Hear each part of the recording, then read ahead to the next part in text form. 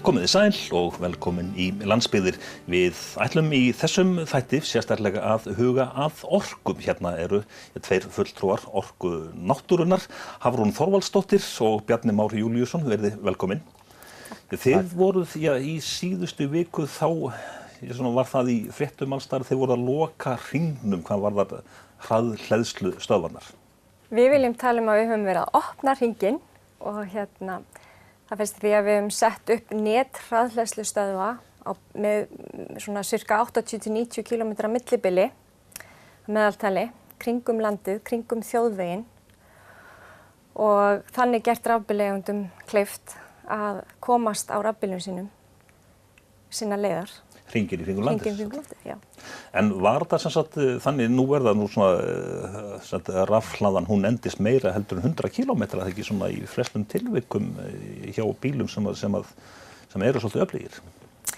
Sko þessir fyrstu rafmagnsbílar sem voru svona meðaltalið þessar 24 kílóstundir, þeir eru að fara svona þetta 100–110 km höfum við séð mestalagi og þannig að við vildum ná þeim inn í þetta net, þannig að þeir kæmust líka sinnar ferðar. En þeir sem eru að koma í dag, svona þessir vinsælustu bílar eru svona lífin og golfin, þeir eru að taka þetta 38–40 kílóstundir og þá er drægnin mun lengri, þannig að við þjónum þeim líka. En já. Bjarni, það var í blöðunum núna einhvern tímann daginn að það var verið að spurja ef þú værir að kaupa þér bíl í dag, hvernig bíl myndirðu vilja fá þér og þá var rafbíllinn, hann var eftir á blaði. Það var Gallup gerði umhverfiskönnun nýverið og eins var samræmt Norðurlandakönnun og þar stöndu við Íslendingar upp úr með það að ef engar hindranir standi í veginum þá eru 80% Íslendinga tilbúin í dag að kaupa sér rafbíl, annarkvort rafbíl eða tengiltvinnbíl. Þannig að það er okkar hlutverk að ryðja þessum hindrunum úr vegi því að við höfum sérstakt tækifæri hér á Íslandi að gera heilt samfélag að nota innlenda orku og vera algjörlega óháð með innflutningu orku og við erum nú búin að vera síðustu öldina í orkuskiptum.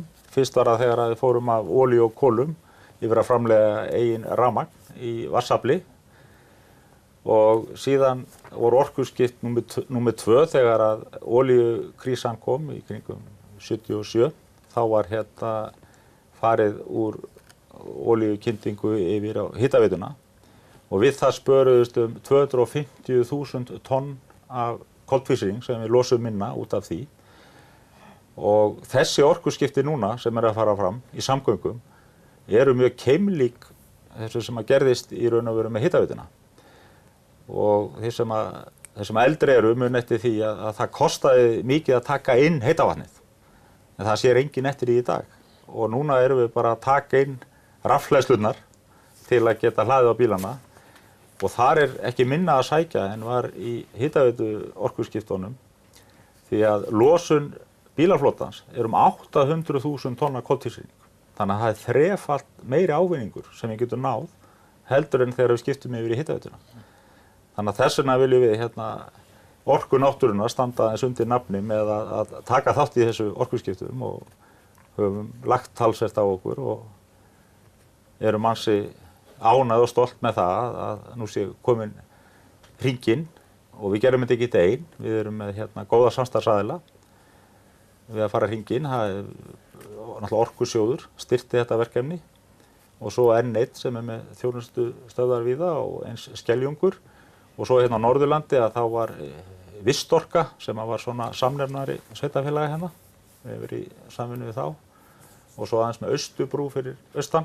Þannig að þetta er verkefni sem að þarf að vera þjóðarátaki í og við lítum á að þessi opnun núna í Mývatnssveit sem var síðasta hraðhleðslan til að loka þessari keðju að það er ekki ónýtt að gera í Mývatnssveit þar sem að fegurðin er engu lík og náttúran hvað nærtækust og það var gaman að gera þetta þar því að við teljum að þetta getur tengt þetta mjög mikið inn í munstur ferðamanna og þessa upplifun. Og við höfum bara séð það að ferðamenn í dag að koma í einhverja upplifun. Það er eitthvað sem þau séð og gert. Það að gera stærða bílastæði svo að fólk getur farið og lappað upp á einhverju flugvélaflakki því ákveðið söngvari hafi komið þar við.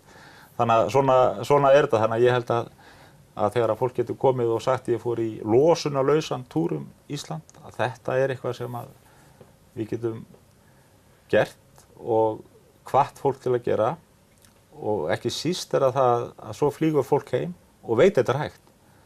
Og ég hvet eiginlega bara alla Íslendinga núna sem eiga rafbíl að taka sumarfríið í óvissuferð á rafbíl og þá geta börnin svona spáð í það, náum við á næstu stöð, hvað eigum við miklu og hvað verður lengi og hvað verður lengi að hlaða og svona, þetta er bara spennandi ferðalag. En hversu framarlega stöndum við Íslendingar í dag í þessum málum sem sagt með rafbíla til þess? Já, við erum rétt tæplega að skríða upp í 2000 hreina rafbíla og erum komin upp í 3500 cirka tengiltvinnbíla. Þannig að við erum komin á þennan stað að vera komin með yfir 5500 rafbíla eða raftengjanlega bíla sem þýðir að við erum á svipuðum slóðum eins og bara Finnar og betri staðaldur en Danir en talsvert á eftir Norðmönnum. Þannig að við þurfum að gefa í og sérstaklega þar sem að stefnir í það að við höldum áfram að menga umfram það sem við ætlum okkur að gera 2030. Þannig að við þurfum öll, þetta er þjóðþrifamál að við tökum okkur á og þá að vera minnstakosti einn rafmagnsbíl við hverja einustu íbúð, hvert einasta heimili, finnst mér. En kerfi þá sem að þið eru búin að setja upp núna og væntanlega eru áætlanir að efla það enn frekar. Hversu öflugt er þetta kerfi? Ráðið þið við mikla fjölgun á bílum? Sko, við erum þegar búin að setja upp hraðhleðslur sem eru 50 kW og 100 ampera stöðvar og við þær setjum við alltaf minni AC-hleðslur sem eru svona nokkuð svona varaafl. Þannig að fólk verði nú ekki rafmagnslaust og lendi ekki í því ef eitthvað dettur út af því að allt sem er gert af mannanna höndum það getur nú bilað og við tökum þess vegna á okkur að vera með þetta varaafl. En AC-hleðslurnar eru 22 kW, 32 ampera hleðslur og þær eru komnar upp við flestum stöðum með okkar rafhleðslum en svo erum við líka að plana það að setja þær upp á fleiri stöðum og þá sérstaklega þar sem að fólk stöðvar í lengri tíma, 1, 2, 3, 4 tíma, jafnvel við sundlaugar, við verslunarmiðstöðvar. Svo langar okkur eins og Bjarni var að nefna að fara sterkt inn á ferðamannageirann. Það er að segja að við erum að fá hátt í 2 milljónir til landsins á hverju ári og það er þetta fólk tekur bílaleigubíla og þarna viljum við láta til skara skríða og efla hringveginn. Við viljum að sjálfsögðu tvöfalda það sem við höfum þegar sett upp. Við erum þegar byrjuð á því. Við erum komið með 2 hraðhleðslur við Bæjarháls og 2 í Borgarnesi og svo viljum við bara halda áfram að þétta netið, efla hraðhleðslunar og efla tiltrú fólks á því að fá sér þannig rafmagnsbíl. Þannig að, já. En er þá ekki næsta mál að fara svona hringferð bara á bílaleigurnar? Þær eru í bara litlu mæli, held ég geti sagt, með rafmagnsbíla. Já, það er rétt og það er kannski bara eðlilegt því að þetta er nýtt og fólk veit ekkert að þetta sé hægt eða hvaða þjónusta er í boði. En bílaleigubílarnir, þeir nefnilega eru að meðaltali eknir helmingi meira hverju ári heldur en venjulegir heimilisbílar. Og þeir eru nú yfir 20.000 talsins. Þannig að þeir einir eru ábyrgir fyrir 100.000 tonnum á losun á koltvísýring. Þannig að þarna er algjörlega kjörið að gera þetta og ég er einhvern veginn sannfærður það að fólki sem er að koma hérna sé líka til í þetta. Því að við bara tökum, það var skýrsla meðal ferðamanna sem hefur ekki alltaf gefin út árlega, meðal akstur ferðamanna á Íslandi sem leigir bíl og nota bene, það er 56% allra ferðamanna leigja sér bílaleigubíl. Það hefur breyst þetta munstur, það er ekki þessar rútuferðir við landið. Og meðalakstur er 230 km á dag. Það nú svona bara nærri dragni svona nýrra rafbíla í dag, upp undir 200. Þannig að ef þú ferð á fullhlaðnu bíl, að þá þarftu að hafa tengil á næturstað. Hvort sem tjaldstæði, við bætagistingu, hótel, og það það sem við þurfum núna að fara, og það eru tiltölulega ódýr tæki sem að hægt að setja það til að hlaða í róluheitum yfir nóttina. Og það það minnsta álagi á kerfið. Þannig að ég sé þetta alveg fyrir mér að ef að drifi sig í þessu, þá getum við afgreitt talsvert marga bílaleigubíla á rafmagni. Hvað segja fulltrúar bílaumboðan að þróunin í rafbílum er væntanlega ansi hröð eða hvað? Já, sko, hvað tók 20 ár að fara í fyrstu milljónina á heimsvísu og svo hvað var það ár að fara í næstu milljón eftir það. Já, og svo 8 mánuði að fara í 3. milljónina. Þannig að þetta hefur nú gerst frekar hægt hingað til. En það sem við sáum á Íslandi að áramótin 2016 þá voru hér rétt 16-17 þá voru hér rétt 1000 rafmagnsbílar. En þetta magn það tvöfaldaðist á árinu 2017. Þannig að við sjáum bara hraða skölun upp á við á Íslandi. Og bílaumboðin eru nú farin að bjóða upp á fleiri tegundir og sérstaklega eru við hrifin náttúrulega af 100% hreinum rafmagnsbílum. Og en það hefur mikið borið við og við höfum heyrt það að það séu bara fólk bíði biðröðum eftir að sækja nýju bílana sína og það sé bara hreinlega erfitt að fá þá tegund sem manni virkilega langar í nú orðið. En með þá aðgengi að rafmagni, hefur bara verið talað það, ég held að sé nú ekkert komið inn í byggingarreglugerðir til dæmis, að það séu hleðslustöðvar, þá gert ráð fyrir minnstakosti að setja upp hleðslustöðvar við fjölbýlishús til dæmis. Sko, ég held að það sé rétt hjá mér að það komið inn í reglugerð núna, allavega drauga því, að það sé skylda í nýbyggingum að hafa lagnaleiðir til að geta komið upp innviðum fyrir hleðslu rafbíla í fjölbýlum, sem mjög gott. Og þó að það sé sett upp síðan í takt við fjölgun bíla hjá íbúunum, en þetta einmitt brýnasta verkefni núna og við höfum verið að taka þátt í því með samstarfi við aðra aðila að koma upp svona hleðslu aðstöðu í fjölbýlishúsum þar sem að álagsstýring. Þannig að þegar að mest álagið milli 5 og 7, að vera elda og allir að koma heim, að þá víki bíllinn í staðinn fyrir að þurfa að fara að kaupa nýja heimtök sem eiginlega bara sóun. Og það má kannski geta þess að raforkunotkun á heimilum hefur dregið saman 10% á síðustu 10 árum. Og þannig að það þarf ansi marga rafbíla í raun og veru til að vera með sama álag á dreifveitunum og var fyrir 10 árum. Þannig að þetta ekki vandamál. Þó að geti verið einhverjir flöskuhálsar í kerfinu. Ég langar aðeins að koma inn og nefndi með þróun í bílum að fór á rafbílaráðstefnu núna í vetur að það gríðarleg þróun í bílunum og það þannig að rafgeyminn kostaði $1.000 kílóvattstundin núna 2010 og hann að nálgast að vera komið niður í $100. Þannig að þetta alveg gríðarleg breyting á verði og þess vegna verða þessar bílar ódýrari og langdrægnari og svo eins að aflþéttleikinn í geymunum, hversu mikið afl þú kemur í hvert kíló, að það alltaf aukast.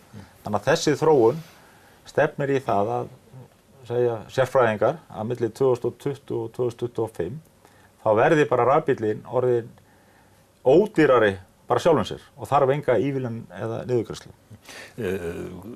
Vitað hverjir eru það helst sem eru að kaupa rafbíla? Það yngra fólkið sem móttækilegra? Ég held að við tölum stundum það í okkar geira að það hafi verið svona dálítið nördarnir sem reiðu á vaðið og keyptu sér fyrst í rafmagnsbíla, Bjarni til dæmis og slíkir. En núna þá erum við farin að sjá endursölu á elstu bílunum og þá erum við farin að sjá jafnvel mikið af háskólanemum og fólki úr öllum stéttum. Þannig að þetta í raun og veru bara öll flóran? Já. Já, ég held að í þessari könnun sem að Gallup var með að konurnar eru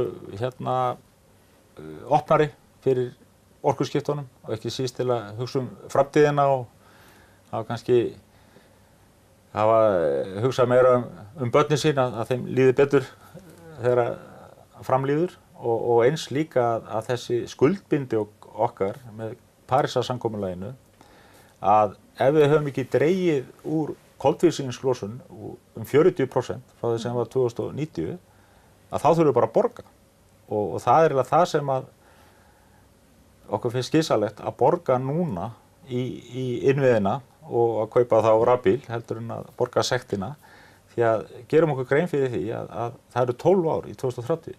Þannig að nýr jarðefnaeldsneytisbíll sem að fer á götunni í dag, hann verður á götunni þarna og verður að menga. Þannig að við erum bara, sem sagt, við erum komin með gulaspjaldið, og jafnvel rauða, hvað varðandi kaup á nýjum bílum.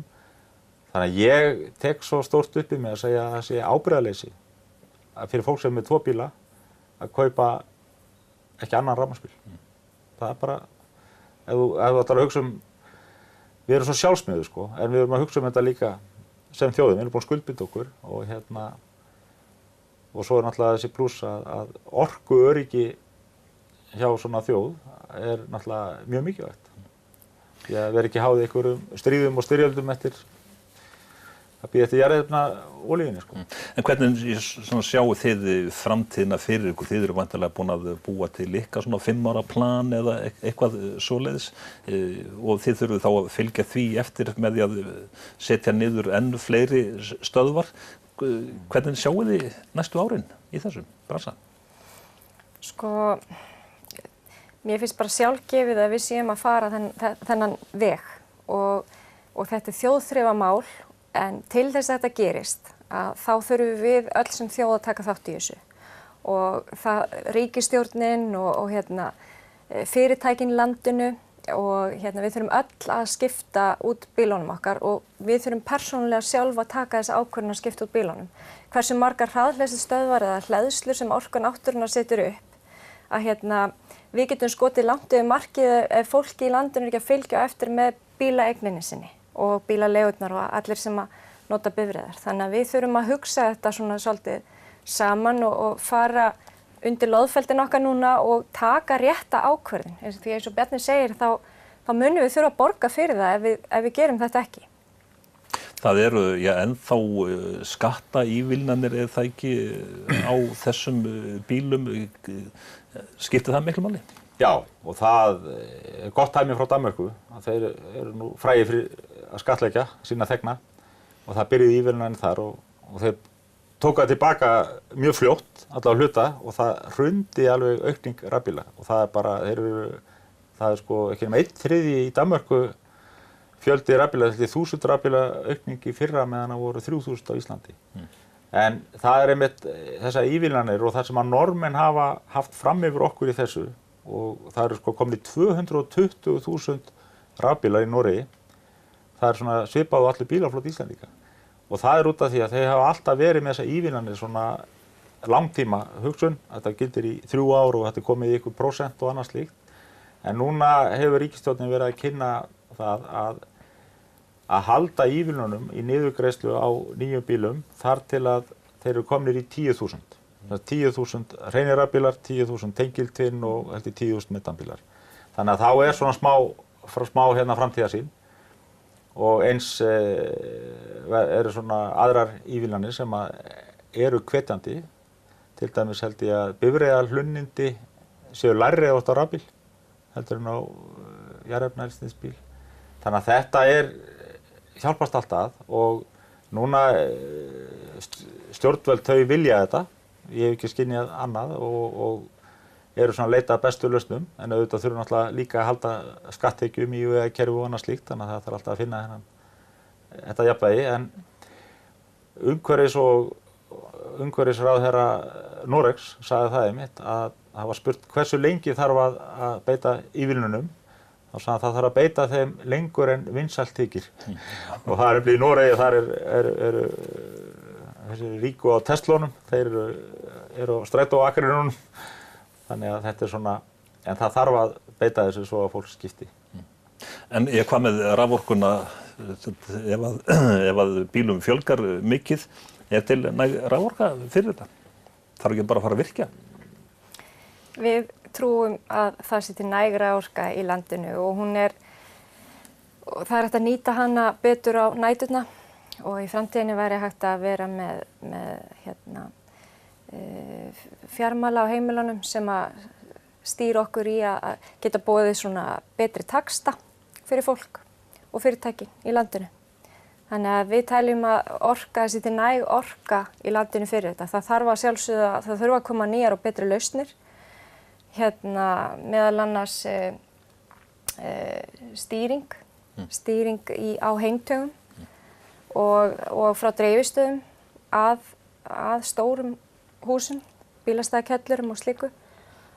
Og við erum að vinna í því með fleiri góðum aðilum, með innan Orkuveitu samstæðunnar, þá erum við að vinna að þessum lausnum. Og við teljum að innan ársins að þá verðum við sjálfsagt komin á einhverja braut sem við getum síðan elt og styrt.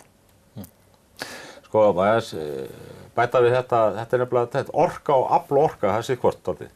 Náttúrulega orkan sem að fer í að knýja bílinn, að það er eiginlega að þú þarft 20 km/stundir til að aka fólksbíl 100 km. Svo getur við bara margfaldað þetta alveg hægri vinstri. Þannig að orka náttúrulega svona gróft séð að fara í allan bílaflotan, þá er það svona 5% af orku framleiðslu landsins ef að komið allt saman og komið kannski 10 og upp í 15 ef það voru komið skipaflotan líka. Þannig að þetta er svona orkan í sjálfum sér. Þannig að auðvitað þarf að taka hann einhvers staðar frá. Þannig að hvort þú virkir eða það renn út samningar og þetta sé betur borgandi. En aflið, að það er með þessari stýringu, að kerfið okkar getur alveg flutt þetta afl þó að bílarnir fari upp undir 100.000 eða hvað það verði nú. Ég á mínum rafbíl, sem í Staðaskála, fá mér þar að borða, stoppa hálftíma, sting bílum í sambandi við hleðslustöð. Hversu langt get ég keyrt eftir hálftíman á þeirri hleðslu? Sko, hraðhleðslan getur gefið frá sér 50 kW. Svo fer það bara eftir í hvernig stöðu bíllinn er. Og það er dálítið háð hitastigi og hversu heitur geimurinn er eða hvort það er frost úti. Og svo er þetta aðeins háð bílategundu líka. Það má segja almennt þá nærðu að hlaða á 20-30 mínútum þessi 20 kW stundir sem þú þarft til að komast 100 km. Það er svona cirka þetta, en fólk hringir inn og er óánægt og skrifandi það á samfélagsmiðlum að þessi hraðhleðsla sé verri en hinn. En við erum komið ansi gott mælaborð núna sem við sjáum nákvæmlega í sambandi við hverja einustu hlöðu og sjáum nákvæmlega hver bíltegund er að hlaða. Þannig að við erum þetta er búið að vera mikið lærdómsferli hjá okkur og svona fólk hélt fyrst þetta væri bara ekkert mál, þetta kaupa bara rafmagnskassa með snúru og setja hann upp. En það er alls ekki svo. Að það er nefnilega þessi snjallvæðing í kringum þetta. Það er sem sagt að bakendakerfi til að sjá hvort þetta sé í notkun eða ekki í notkun eða bilað, hversu hratt er verið að hlaða og slíkt og eins viðskiptakerfi í kringum þetta til að geta innheimt og annað slíkt og nú erum við komið með þannig kerfi að við getum endurræst. Þetta er nú bara svo tölvur, það er frjósa, við þekkjum það. Þannig að við erum búin að bæta þjónustustigið mjög mikið með það sem áður var. En það er náttúrulega, fólk er óþolinmótt og maður skilur að það vill enginn vera strand á sínu ferðalagi. Og ég segi nú ofta, bensínbíllinn er búin að fá 1 öld, ef ekki að gefa þessum 10 ár til að slípa þetta. En þetta er algjör frelsun að vera komin á rafbíl og ég þekki það nú bara sjálfur heima fyrir. Þú ert aldrei að fara út á bensínstöð. Þú ert aldrei að fara í smurolíuskipti. Þú ert mjög sjaldan að fara í þjónustuskoðanir. Þannig að það er fullt af svona stjani í kringum bílinn svo losna við. Og kona mín, hún vill ekki sjá annað Þetta er svo næs að hafa bílinn í sambandi og þú stillir bara á hann brottfaratíma. Og þá er hann búinn að bræða rúðuna og orðinn heitur og notaður húsrafmagn í það. Áttu von á því að landinn hann fari hringinn núna í sumar og komið þá náttúrulega við á Mývatni líka? Að sjálfsögðu. Endilega bara allir að kaupa sér rafmagnsbíl og skipta ef þau eru með 2 og skella sér hringinn. bara sjáum til með þetta. Við allavega svona vitum minnst á kosti að það verður aukning í þessu, allavega segja allar tölur þetta. En Hafrún og Bjarni Már bara þakka ykkur fyrir komuna og þá þessum þætti lokið.